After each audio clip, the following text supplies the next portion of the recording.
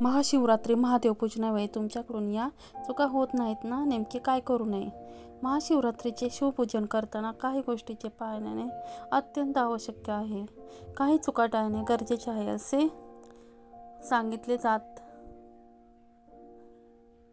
माघ वद्य चतुर्दशीला म्हणजेच 8 मार्च रोजी महाशिवरात्री आहे. महादेवाच्या विशेष पूजनासाठी महाशिवरात्रीचा दिवस सर्वोत्तम मानला जातो.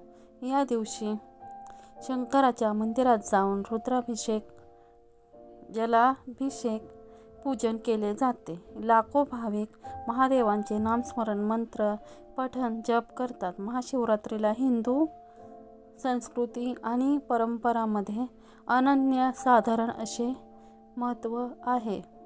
महाशिवरात्रीनिमित्त विविध मंदिरांमध्ये धार्मिक व सांस्कृतिक कार्यक्रमाचे विशेष आयोजन केले जाते. शिवपूजन करताना काही गोष्टीचे व्यवधान पाळणे अत्यंत आवश्यक आहे. शिवपूजन करताना काही चुका टाळणे गरजेचे आहे असे सांगितले जाते.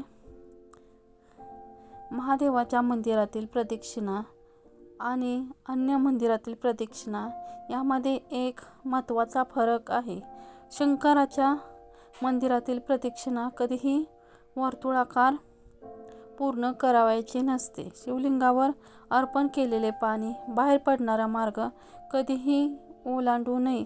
शिवलिंगावर अर्पण केलेल्या पाण्यामध्ये प्रचंड ऊर्जा आणि शक्ती सामावलेली असते.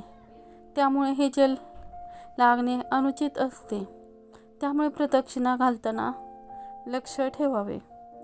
बेलपत्राशिवाय कोणताही गोष्ट शिवलिंगावर अर्पण करू नये.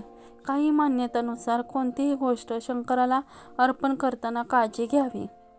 बेलपत्राशिवाय कोणतीही गोष्ट शिवलिंगावर अर्पण करू नये. फुले, नैवेद्य हा शिवलिंगासमोर अर्पण करावा. शिवलिंगावर अर्पण केलेला नैवेद्य ग्रहण केला जात नाही अशी मान्यता आहे. हा पूजेतील दोष समजला जातो असे सांगितले जाते. शंकराला सायंकाळी अभिषेक केला जाऊ नये. महादेवाच्या कोणत्याही मंदिरात अभिषेक करताना वा जल अर्पण करताना काही संकेत पाळावे लागतात.